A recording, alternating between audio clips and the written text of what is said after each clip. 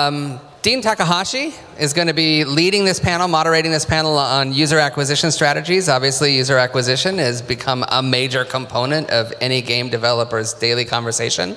And these guys are going to tell us how to do that better, led by Dean Takahashi. So I'm going to hand it over to you, Dean, and it's all yours for the next hour. All right, great, thank you.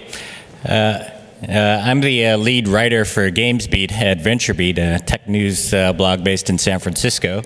And we run the GamesBeat conference that this year is going to be in October, GamesBeat 2013. Hope you can all make it to that.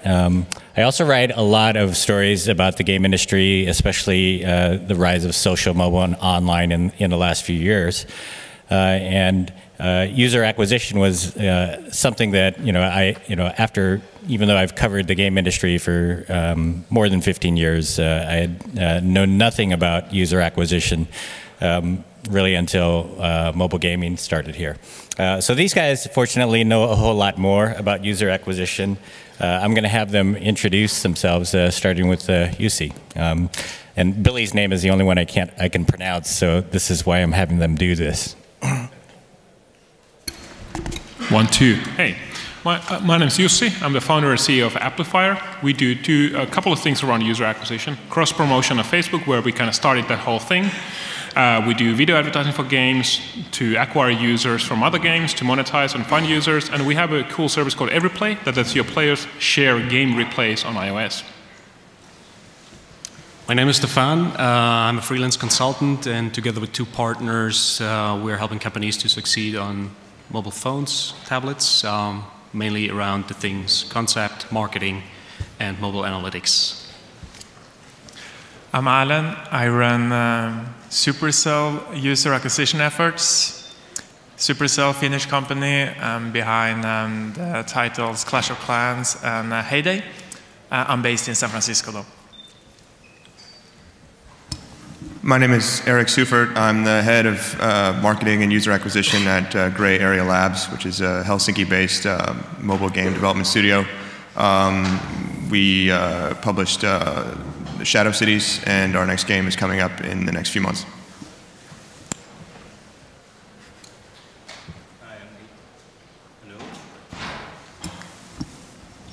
I'm Gilad, head of sales and product at InGaming. We're a user acquisition network, specializes in social casino games. We operate on most platforms, mobile, web, and Facebook.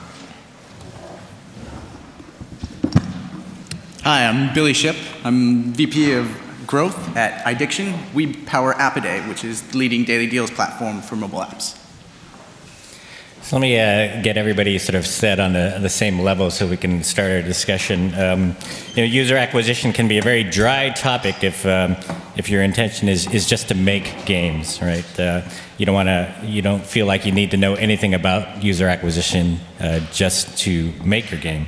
But in the world of free-to-play mobile games, user acquisition strategies can make or break a game as to whether it gets noticed or buried in a sea of hundreds of thousands of other apps. And when the cost of user acquisition begins to exceed the revenue generated per user over the lifetime of that user, that's not a good thing, right? Fixu, a mobile app marketing firm which tracks user acquisition costs, observed that the cost of user acquisition rose 21% on mobile platforms from November to December alone. And anecdotal evidence out there suggests that some folks may be paying around $8 per user in Western countries. That kind of number tends to scare everybody, I guess. Let's talk about some of that math a little bit. If a developer buys 100 new users through advertising at $3 each, and 10% of them convert, which is a very good number, then each of those users needs to deliver at least $30 in lifetime value in order for the company to just break even on that initial advertising outlay. So another question about that, though, is how much time is it going to take for that to happen? Now, companies like Kabam have whole teams of user acquisition specialists who focus on acquisition across a bunch of platforms. And it's not a very easy job, but these people here specialize in this. So we're going to sort of delve into this topic and some of its history here. You know, we've seen some spammy, scam-like schemes that Apple has had to crack down on over time. Things like fake reviews or bot app marketing. Why did these things even appear? You know, this is sort of a symptom of a problem in the marketplace. Apple had to crack down on Tapjoy in 2011 for doing incentivized installs, but that's okay to do on Google Play. And last year, Gree bid up the costs of user acquisition in 2012 dramatically. And of course, the best user acquisition strategy is to get featured by someone like Apple, like by the platform owner. So, like I said, the numbers can scare developers, especially indie developers who are just getting into this market. But you think about the math that applies to your kind of company. For Gree, they can justify spending maybe twice as much as what somebody else would spend because of the non-paid user acquisition that happens with their platform naturally. And of course, the amount of money coming back in is going to vary by market. In Japan, Gree can spend $15 per user on user acquisition and advertise on TV because the Japanese gamers are spending so much. Anyway, that's sort of the preface to the discussion here that can get everybody on the same level. Maybe Stefan, can you talk a little bit more about some of the history here in user acquisition and what has worked in the past and maybe what is working now? Well, Dean, as you said before, all the craze was probably around incentivized installs, offer walls, that kind of stuff. A lot of PPC spends on mobile advertisement, mainly banners. Whereas nowadays, the market has opened up a few new opportunities. Facebook came around with the App Center. You find a lot more performance-based models nowadays, breaking down your acquisition target to a CPI or even deeper to a CPX. Those possibilities weren't mainly available 2 years roundabout ago. So analytics helped a lot to open up that field for user acquisition. Stuff like mobile SEO becomes more and more important due to the fact that the App Store is so crowded, but still can be triggered by some outside factors in order to improve your ranking position. I would say localization plays more and more into the whole marketing part, whereas before you saw games mainly localized when it comes to translation work. Nowadays, and you just gave an example about Japan, it's important to know the local market when it comes to mobile app marketing channels. So, yeah, looking forward to discuss a little bit more about that one too. So Erlend, I guess you're fairly new here in user acquisition with Supercell coming up with a very big hit game, Clash of Clans. It almost seems like you guys wouldn't need to spend money on user acquisition at all. Well, for Supercell, it's all about the product, building a great game. And only when you see from your retention and engagement metrics that you've gotten there, I mean, that's when you should start thinking about marketing. That said, we focus on driving like engaged users. So we believe that an engaged user is more likely to tell her or his friends about our games, and thus causing an organic uplift, and also more likely to monetize and yield higher lifetime values. So that's kind of the way we like to look at it. How do you go about choosing like an ad network, and what kinds of things do you use, like say video? Yeah, so what's important for us when choosing what ad networks to work with is user experience and transparency and tracking. So user experience and transparency kind of goes hand in hand. It's important for us to know exactly where our games are promoted and how to ensure that 100% user experience.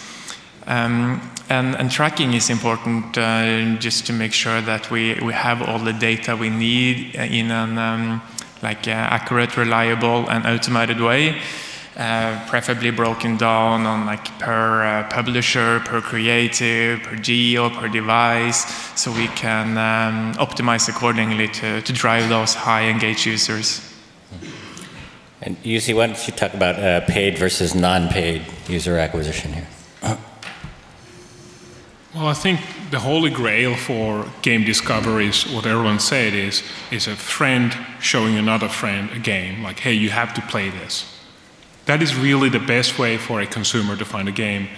Whether it's an over-the-shoulder virality, like, hey, Stefan, what are you playing? What's that game? Or you asking your friend. So you want to have that happen, but I think you need to augment it with paid acquisition. It's not either-or question. You want to work for both. What's very different between social and mobile markets is that the social market on Facebook kind of exploded all on the back of viral actions, seeing what your friends play, whether it was spam or whether it was authentic. But that was really kind of what grew that market. And the paid user acquisition only happened starting in 2010 when Facebook shut down most of the viral channels or really slimmed the use of that. Whereas on mobile, you never really had that. You only had the virality of, let me pull up my phone and show my friend. Or ask a friend on EM or Skype or something on what they're playing. So I think mobile is actually relatively sophisticated nowadays on paid user acquisition. There are people that can help you in managing your campaigns. There are supply-side platforms that help mediate various ad networks. So it's actually becoming relatively more experienced, but there's still ways to go. But I think the one angle we have not cracked yet on mobile is the social angle. Not the Facebook-level spam that we all hate and still kind of figure out every time we allow Facebook on our app, like, will this game spam me? It's always this question nagging on behind your head. But actually the authentic viral. And that is really something that still remains to be cracked in a way that I don't need to pull out my phone, that I can somehow elsewhere share authentically to my friends. That is what we're working with every place, replay sharing, to let people do that. But this isn't really about plugging our product, it's really about everybody trying to figure out a way to foster word of mouth in their applications. Can you talk about every play as well? Well, I can certainly talk about every play because that's what we've been working on. So if you imagine the moment of like, hey, Erlend, have you played Heyday? And you show the game, it combines the factors of me telling somebody I know, it's social proof, seeing the game in action, seeing what the game is, and maybe some emotion like, hey, I'm really having a great time in Heyday. It's a fantastic game. By the way, my kids love that game. Thank you. I haven't let them play Clash of Clans yet because they're 6 and 8. but what we're trying to do with every play is to replicate that moment. So we record the gameplay as it happens into a video replay. The user doesn't think about it, it just happens. And then they can tap to share if they had a great fight in Clash of Clans, they had a great race on a racing game, and they can share it to their favorite networks. And what's interesting is that when we see the share happen to Facebook through every play, we see 12% of the people who see that replay immediately go and download that game. 12% is really, really huge when you think about conversion rates. So that it really works, the social proof, seeing the game, and we expect these numbers to improve as we work on the product. So Eric used to be like a commodities trader, right? How much of this is like a science, or how much can be, how much will analytics tell you so that you can take a lot of action very quickly as a marketer? Yeah, so my approach to user acquisition is probably I probably approach it from different angle than most UA people do at most studios. So I know that I'm only one guy. We only have one guy in our team, and there's no way to sort of keep on top of sort of daily reports from every network to see, okay, how many users did we get, what kind of quality was there. So what I try to do is focus on what I call downstream marketing, which is, so if I optimize our user acquisition costs, all I'm doing is reducing expenses, and there's a finite limit to how much I can reduce those expenses, right, to 1 cent maybe. But if I focus on increasing the value of those users, there's practically a limit, but I mean, the idea is that you can increase the value of a user much more easily, with much less work, through analytics with a small staff. And so what we try to do is focus on proper implementation of freemium, making sure that the freemium economics work and are done very well, focus on retention, focus on engagement. And if we do that, and we have models that predict how much users will be worth, then user acquisition is very simple, because all we have to do is bid less than that, and we make money on that spread. I think if you take the opposite approach, you have to have a large team, and it's very manual. It's very laborious to study every single day. Okay, we got this quality users from Flurry, this quality users from Fixu, this quality users from whatever, and then try to adjust your spending to those channels. And my belief is that since those channels all basically tap into the same pool of users, it's kind of it doesn't provide much value. And can I follow up on that? What do you think, Eric, in terms of outsourcing user acquisition competence, so using a service provider that can manage these campaigns for you? Because you mentioned one problem being having lack of resources. Do you think there is a room for a service provider like Fixu or Grow Mobile who manage campaigns for you, take a charge for you, maybe 10 or 20% of your budget? Is that something as a free-to-play game provider you should even consider outsourcing, because you're giving away one of your key things that you should be doing? Yeah, but I don't think one of the key things you should be doing, unless you're very large, is managing the channels. I think the key thing you should be doing is managing the freemium implementation of your game to maximize the LTV. So I could very easily foresee a small developer, not us, because we've invested so much money in analytics and we have a very strong analytics system already. But if you didn't have that, I could see it making a lot of sense to outsource that to another company to run that.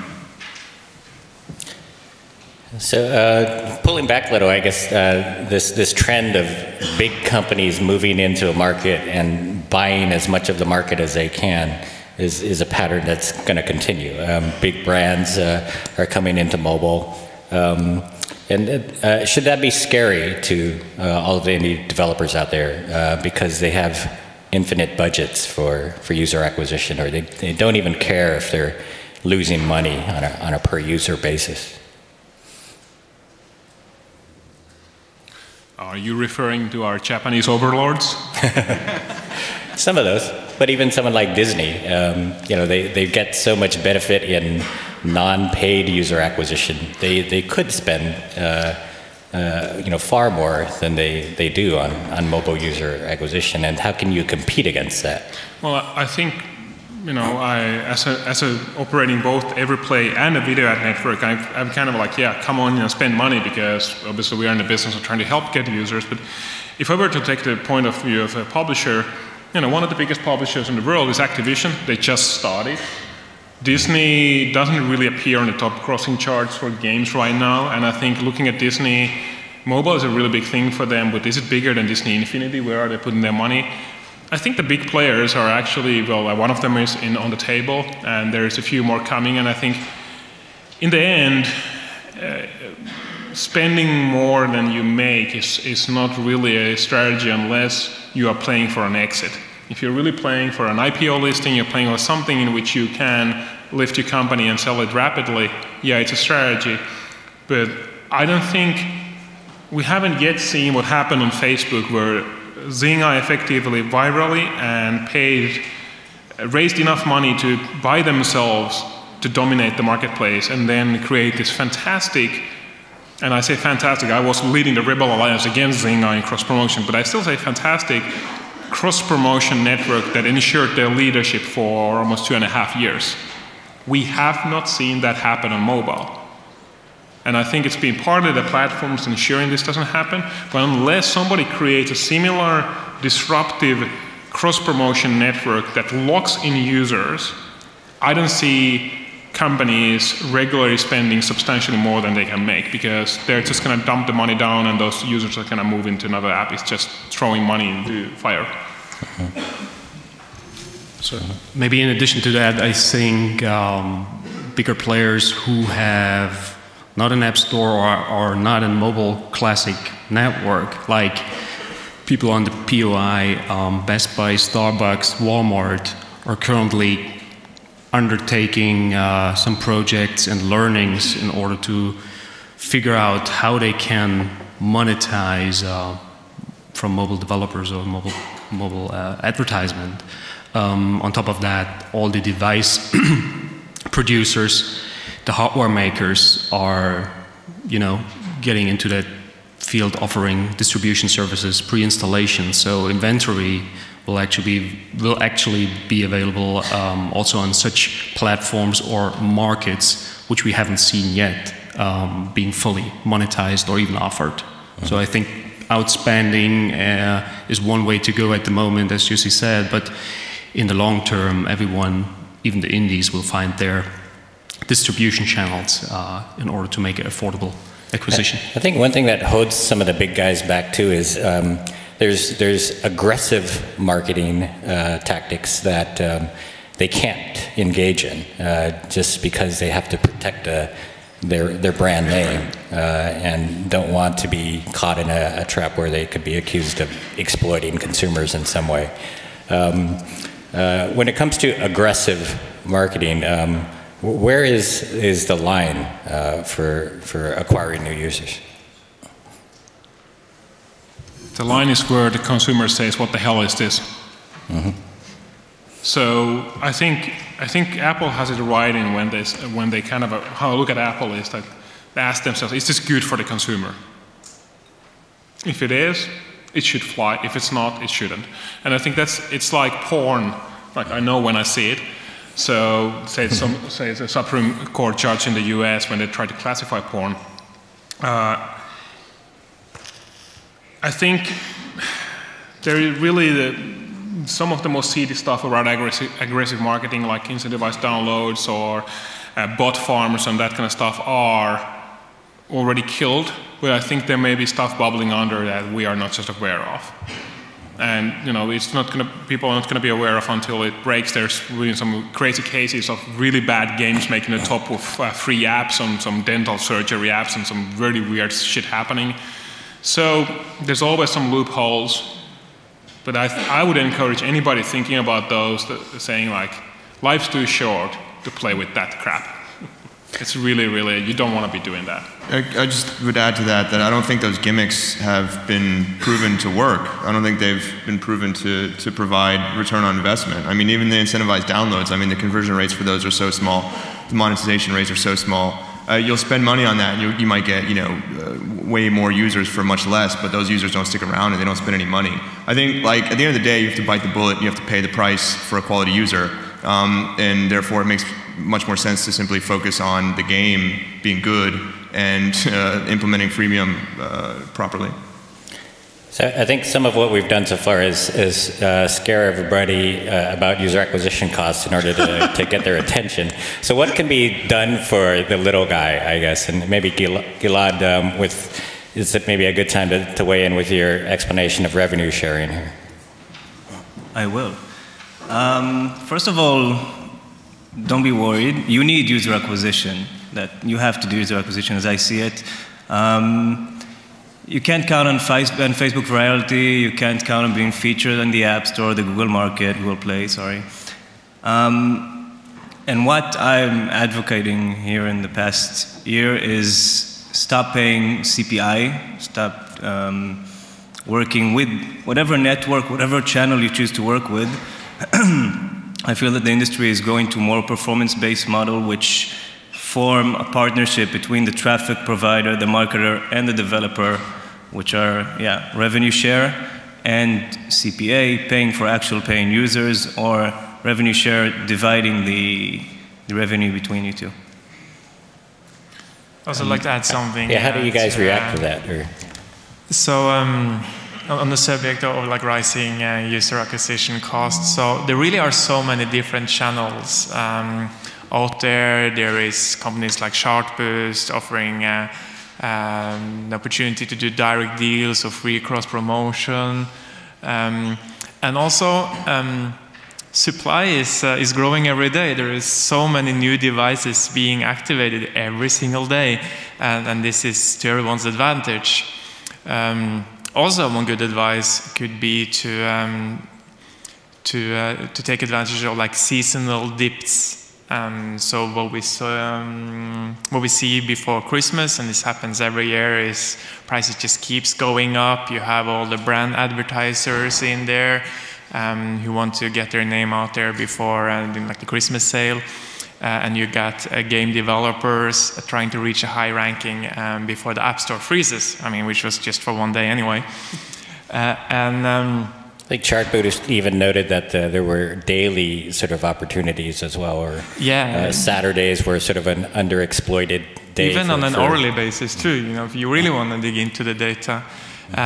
So what we did at Supercell was kind of, we decided to not take part of that rat race leading up towards Christmas, and rather focus on the period after Christmas, when there was a lot of new devices in the market. So you had like huge supply. Demand actually went down since the brand advertisers were all out, and most game developers might have just spent all their budget anyway.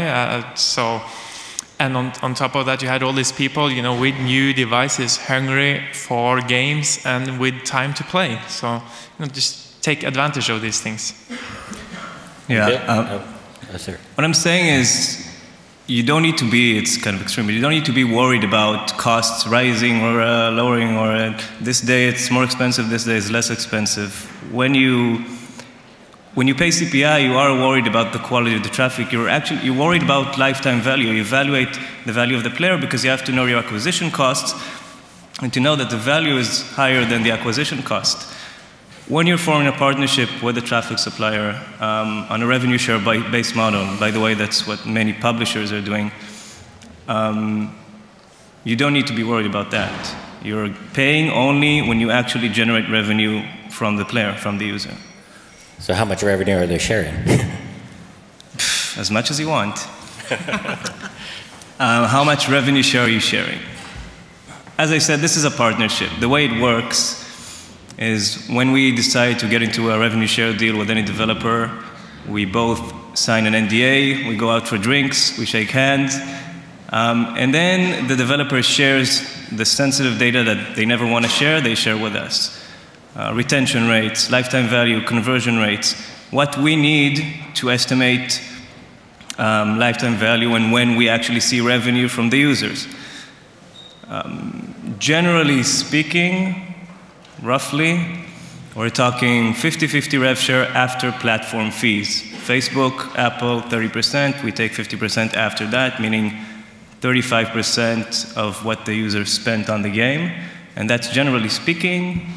But yeah, I can vouch for that, because we actually did revenue share deals on Facebook where we were using our traffic from our cross-promotion network with publishers who wanted their games to grow. And because we took all the risk, because we could have either sold the traffic, directly get money, or to give it to somebody and hope they eventually make money, we asked 50 to 65% revenue share back to us after the platform tax on the users we brought.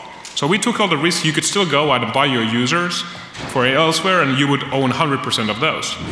Now, this is actually just a specialized form of publishing. This is distribution. Then you have publishing deals that probably will take you as much or even more, and then also IP ownership, where they may give you funding. So when you look at the spectrum of what I can do in user acquisition is getting smart internally, like Eric has done, building a team like Erlend has done, starting to maybe think about outsourcing if it's not your core competence to grow mobile or Fixu, in which you still pay, then taking a revenue share model, which is kind of a distribution partnership, and then you go all the way to a publishing deal in which somebody else is publishing a game like Chillingo or Activision, and they may get part ownership on your IP. So this is a spectrum. Publishing to me nowadays is only about some upfront funding, but it's primarily about on mobile is about user acquisition. So that's your spectrum of the things you can try. But before you jump into the user acquisition piece, you probably need to start on the right hand of this, understanding your own piece, because for example, Gilad wouldn't work with you if you don't know your shit. If you cannot get money, he's not going to give you users. Nobody's going to publish your game, it's not great. So you have to start from getting your own house in order. So Billy, you've been a little quiet over there at the end. Tell us about free app a day and what's been changing in app discovery lately. Yeah, so I think we've all seen the growth of app discovery services like free app a day over the last few years, and the launch of app a day, and some new services entering the market like app gratis. And the reason that's happening, and the reason these services are attracting funding, is because fundamentally they work. You know, Dean talked about discovery happening via the app stores, and Jussi talked about discovery happening via word of mouth, and both of those are great mechanisms, but you can't count on an app store feature, and you need something to kickstart word of mouth. And running a promotion is a great way to do that. A sale is, you know, the kind of classic model of any marketplace to drive demand. You know, if you have too many fish at the market and you need to sell more fish, well, you lower the price for a limited period of time to get more customers, and that's exactly what these platforms do. So I think we're seeing more users gravitating towards these platforms as a way to find great deals on great apps, and we're finding more developers using them as a channel of acquisition. Cool. So what kinds of things are going to sort of come to the rescue here, I guess? Is consumer app search going to be interesting in the future? Something like a Google search for mobile? I'm a pretty strong believer that outside of the App Store, app search app won't matter, because for an average consumer, when you ask them like, how do you find games, it's either a friend tells me or I check the App Store. There's not really much room left for specialized app search, even when the Apple's App Store search could be better, and I'm sure Stefan could tell Apple a few tips on how to fix it. I think there is really not enough consumer demand for an application that lets you search for other applications. It's really a niche need, so I'm not a believer on that. I see the App Store evolution going in a direction where what Jussi just said before, the whole social part comes into play, and this will be dominated by Google and Apple at first.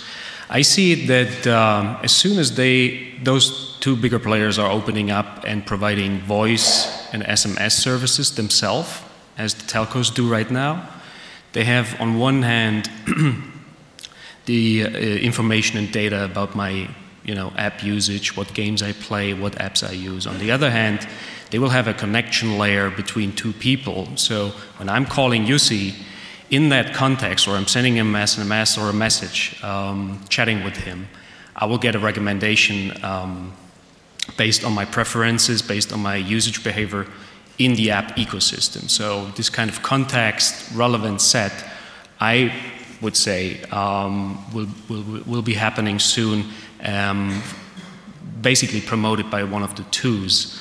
That could be either via voice, so when we have actually via audio, when we have a talk.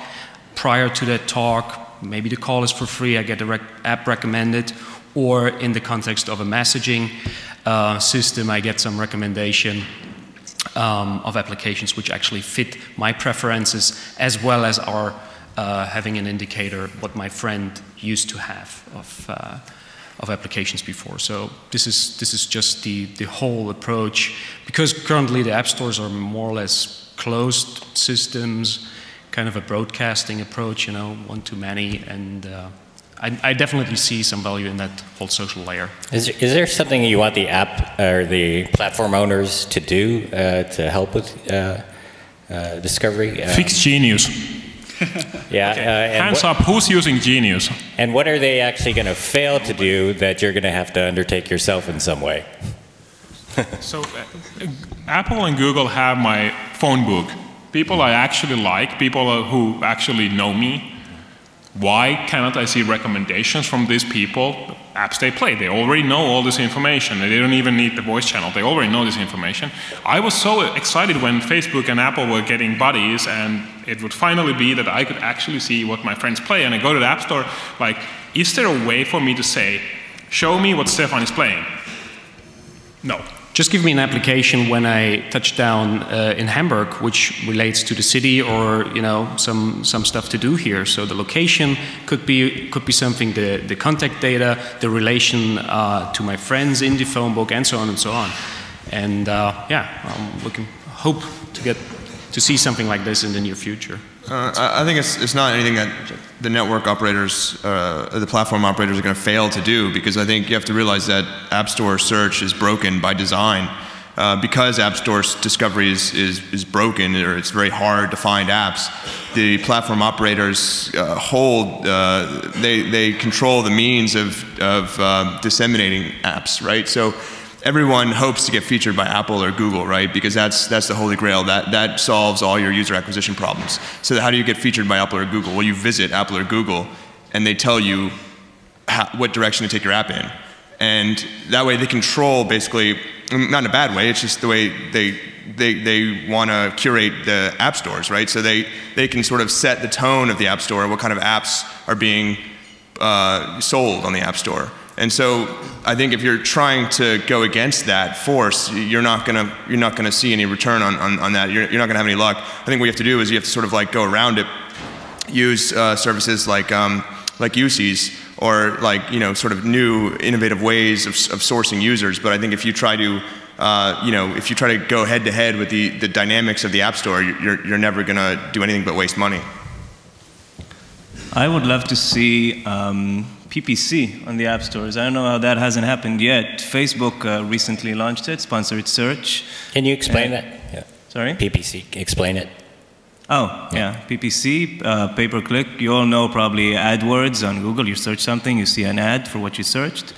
It's not available yet in the Google Play or the App Store, but I'm sure we'll see it very soon.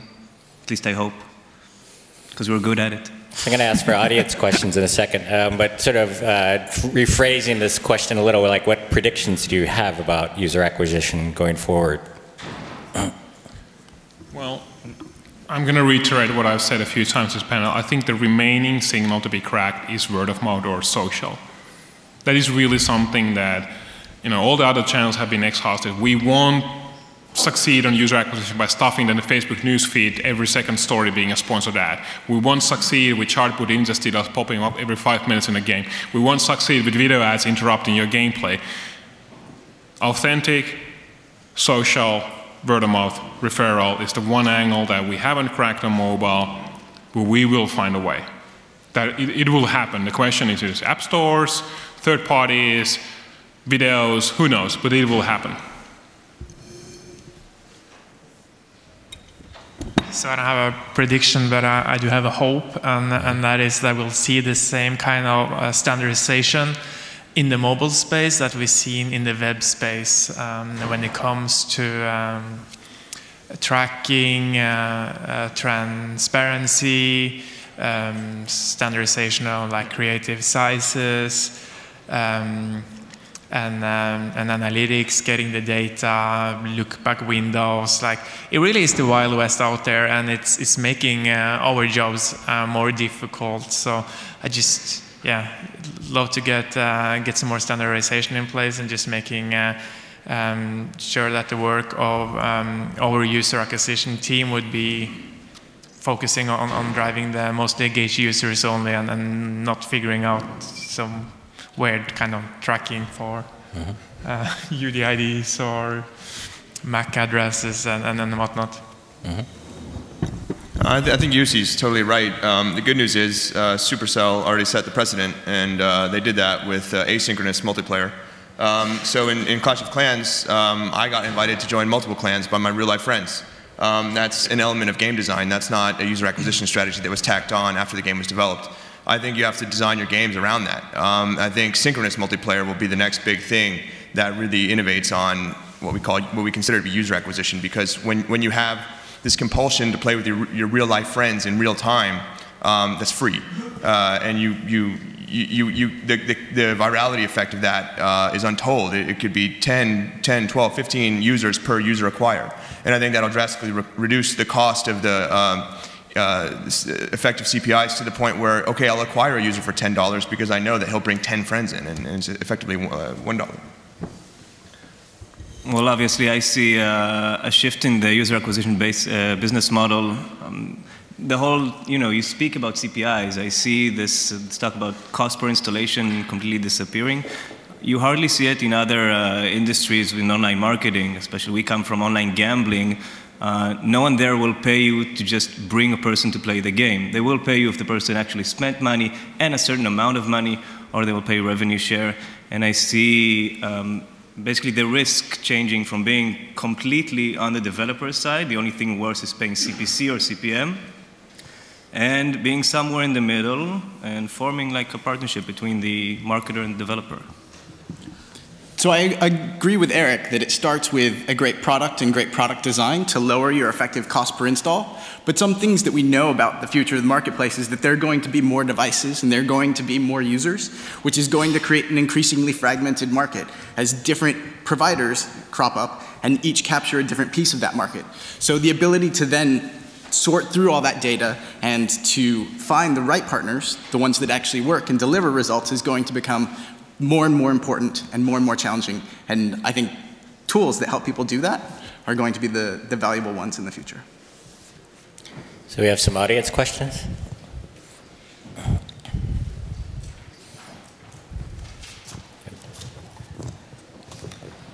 Hi, this is for Eric.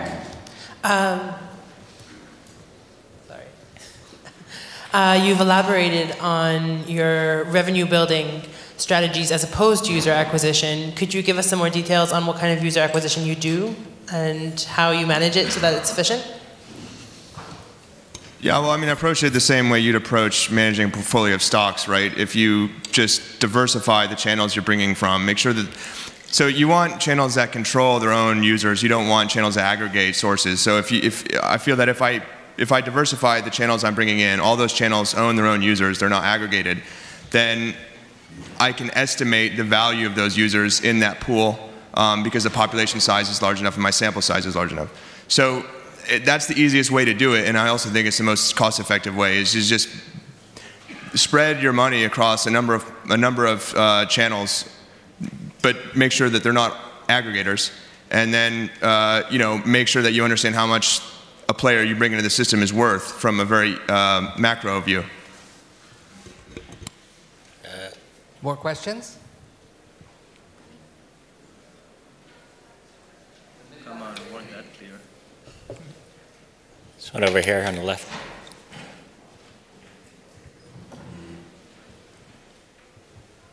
Hello, my name is Michael. I'm from Germany. I'm mobile marketing manager, and I want to ask you which mobile marketing channel is the cost-effective way in your mobile marketing mix? I'll take that one. So I believe more in driving high-value user than finding the channel with like its lowest CPI, right? So to answer your question that way, I'd focus on channels that really allows you to showcase your game and prove why it's something different and hopefully better than your competitors. And we've seen that interstitials and videos, especially videos, is great for that. Look, I'm extremely humble and honored to work on such great titles as our team in Helsinki is producing. And I think a great way to showcase and to demonstrate like the funny characters in Heyday or the tough barbarians and Killer Queen Archer, and to show actual gameplay is through video. So yeah, Supercell can literally not get enough video. So if there's any video net work out there, please hit me up after this. Any other questions? This one out there. Hello. Are there any user acquisition for premium apps, please? Where are you? So premium apps, we run a video advertising network called Impact in addition to Everyplay. And when people ask us to promote premium apps, we're like, you know what? It's going to be really, really hard for anybody to make money on this, so why are you doing this to yourself? It's just really just people expect when they click the download button that it's free, and the conversion rate is going to be low, so and expenses are relatively high for that. So honestly, maybe doing it like a cross-promotion trade on Chartboost or something like that with somebody who also has a paid app. Yeah, that's what I said. Build your own affiliate network in that case, where you know exactly what kind of environment you want to promote yourself and have the ability to, do a media barter or something. It's probably best to go with paid apps. So I can address that as well. For a premium app, if you happen to be a payment model where it's a paid app with in-app purchases, you can run an app-a-day promotion and drive a lot of new users that way and see a nice organic lift in the charts and a halo effect after the campaign ends. So that can work very well as a way to boost revenue and users for a short period of time. Hey guys. So you've given a lot of really good information about mobile exclusively, but a number of you have also some really interesting experience on web, and there's guys like King.com who are doing really well kind of cross-platform. So I was wondering if you have any insights to share about leveraging the web in addition to and integrated with mobile. So one very tangible thing we did, we experimented on cross-promoting mobile apps on Facebook. And there was a lot of interest. We get a lot of clicks with a very, very low amount of installs. So people would click on it, but no installs would happen. And even on Google Play, where you can actually install the application on Google Play on your browser, on your desktop browser, and it will load up to your Android phone, even there the conversion was abysmal. But this was promoting a game from a different game. What works is that you have Candy Crush Saga on web and then promoting Candy Crush Saga on iPhone. That converts actually very well. I think some things we haven't touched upon is that it's the death of reviews. Like, who reads reviews? It's fairly few people. However, I think Gilad brought up in our earlier discussion a great point that if you are vertically focused, you like, for example, Bingo, and you go to a Bingo website, then advertising a Bingo app there makes total sense. So I would look for verticals that apply to your game and see if you can get in there, because that traffic may be cheap and it may convert, but you really have to test it. We got a last question, I think. Just one add on that. Okay. From our experience, I'm not a game developer. I think inside games you can do cross-promotion, transfer your games from mobile to Facebook to web, obviously. On the user acquisition side, I have to say that 95% of the times, wherever your game is, that's where you should advertise. It's a Facebook game, advertising on Facebook. It's really hard to convert players from outside of Facebook into Facebook, from Facebook to mobile, whatever.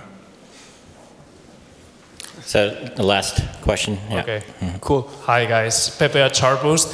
I strongly believe that promoting a game within another game, whatever the format is the most effective way. But do you think that in these emerging strategies of user acquisition, there's room for something offline or even TV? Or what's your take on other absolutely out-of-the-box methods? I take this pre-installation. Everyone knows the great numbers of the tablet sales out there, overtaking PCs in the near future, or already are. If you look into kind of those deals being pre-installed and distributed, mainly currently on Android tablets and devices, that's probably one way to go. And point of sale, as I mentioned it before. Big distribution channels like the retailers, Starbucks, Best Buy, Walmart can drive a lot of traffic to your mobile application if done right. Sorry, obviously, of course, that's an option, but you can't measure it, and if you can't measure it, it doesn't exist. So if you raise your hand if you're more optimistic about user acquisition now. Raise your hand if you're more depressed about user acquisition. So looks like most people still don't care about user acquisition. All